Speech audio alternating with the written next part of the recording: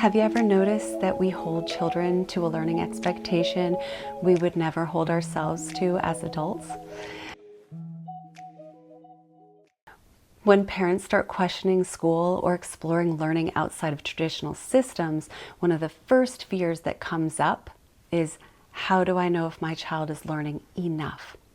And I always want to stop there and ask a different question. What does enough actually mean, and who decided that?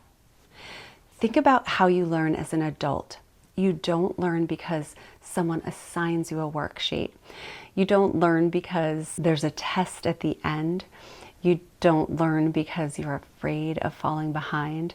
You learn because you have a need for something. You learn because you have curiosity. You learn because something matters so much to you. If you decide to cook a new food, you don't follow a preset path or move through different levels. You look things up, you experiment, you make a mess, you try again.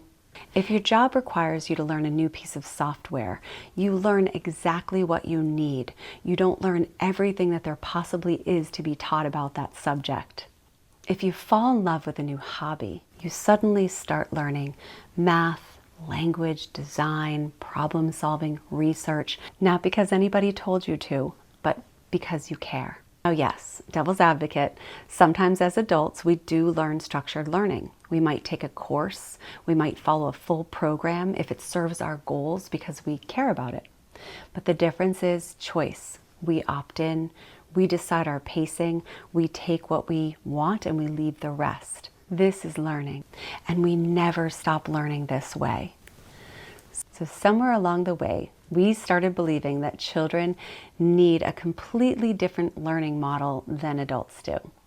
That they need constant instruction, that they need extrinsic motivation, that learning only counts if it can be measured, tested, or proven. They're naturally curious. They're driven to explore. They're wired to solve problems that matter to them. And this is the key. Learning is driven by interest, curiosity, passion, a need for meaning. It happens when something matters to us, when there's relevance in our life, when there's purpose. That's how learning sticks, and that's how learning lasts. The difference isn't in children. The difference is in the system we built around them. The modern education model was designed for a very specific moment in history. It was built to educate large groups of children efficiently and uniformly. But it was also built to prepare people for a world that valued predictability, compliance, following instructions. We don't live in that world anymore. Today, we require adaptability, critical thinking, creativity, self-direction.